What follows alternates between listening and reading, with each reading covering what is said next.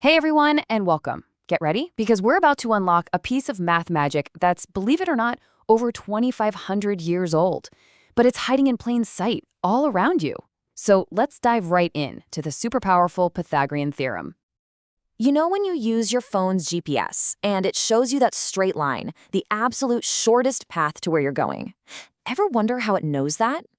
Well, the secret is actually hiding in the math we're going to cover today. And trust me, by the end of this, you'll see exactly how it's done. Okay, first things first. The Pythagorean theorem has one main rule, a really important one. It only works on a special kind of triangle, the right angle triangle. You can spot one of these anywhere because it has that perfect corner, a perfect 90-degree angle, just like the corner of a book or a piece of paper. This little shape is the star of our show today. Now let's get to know the sides of this triangle.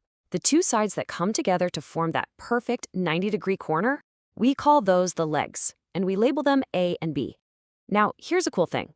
It doesn't matter which leg you call A and which one you call B. You can swap them. They're basically a team.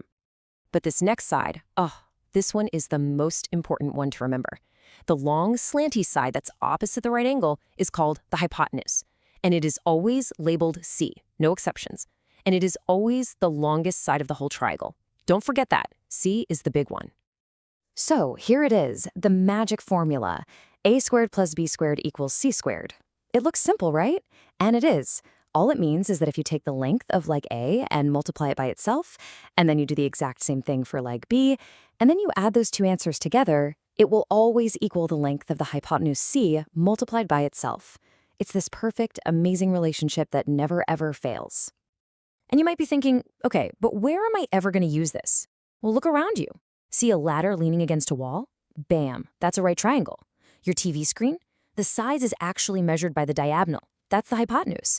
And yep, your phone's GPS is constantly calculating these little hypotenuses to find the shortest distance between two places.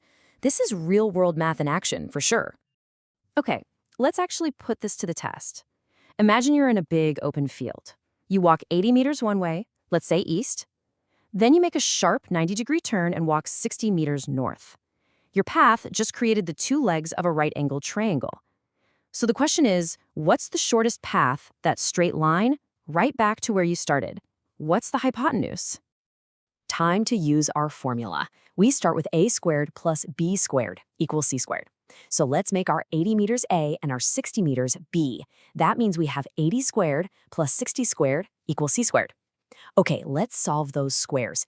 80 times 80 is 6,400, and 60 times 60 is 3,600. Now we just add them together. 6,400 plus 3,600 equals 10,000. So 10,000 is C squared. To find C, we just do the opposite of squaring. We find the square root. And the square root of 10,000 is 100. That's it. The shortest distance back to where you started is exactly 100 meters. See? You just used ancient math to solve a totally modern problem. Fantastic work. Okay, you ready for a different kind of challenge? Let's picture this. A 13-foot ladder is leaning against a house. Now, since the ladder is the long, slanty side, what does that make it? Right, it's our hypotenuse, our C. The bottom of the ladder is 5 feet away from the wall, so that's one of our legs. We can call it B. So the question is, how high up the wall does the ladder actually reach? We need to find the other leg, A. We use the exact same formula. Nothing changes. Let's plug in what we know. A squared plus 5 squared equals 13 squared. First step, solve the squares we know. That gives us A squared plus 25 equals 169. Now, here's the key difference. To find A, we need to get it all by itself on one side. So we subtract 25 from both sides. And 169 minus 25 is 144. So now we have A squared equals 144. Just one last step. Find the square root. And the square root of 144 is 12. So the ladder reaches 12 feet up the wall. This is so cool because it shows you can use the same simple formula to find any missing side as long as you know the other two. All right, I think you're ready. Now it's your turn to be the mathematician. Go ahead and grab a piece of paper and a pencil. I'm going to give you two problems. I want you to pause after I read each one and try to solve it yourself. You can totally do this. Ready? Here we go. Problem number 1. A ship sails 12 miles south, Then it turns and sails 9 miles west.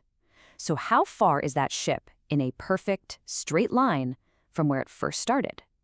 Go ahead and hit pause now and try to figure it out. And we're back. How did you do? The answer is 15 miles. Did you get it? We did 12 squared, which is 144, plus 9 squared, which is 81. Add those up and you get 225, and the square root of 225 is 15. Awesome job. Okay, one more. This one's a little trickier, so think carefully. A computer monitor is 16 inches wide, and it has a 20-inch diagonal. The question is, how tall is the monitor? I'll give you a little hint. Remember, that diagonal measurement is your hypotenuse, C. All right, pause here and give it your best shot. Okay, let's see how you did on that last one. The answer is 12 inches. In this one, we were looking for a leg, right? So our formula was a squared plus 16 squared equals 20 squared. That becomes a squared plus 256 equals 400. To get a squared by itself, you subtract 256 from 400, which leaves 144, and the square root of 144 is 12. You are officially a Pythagorean pro. Seriously, great work!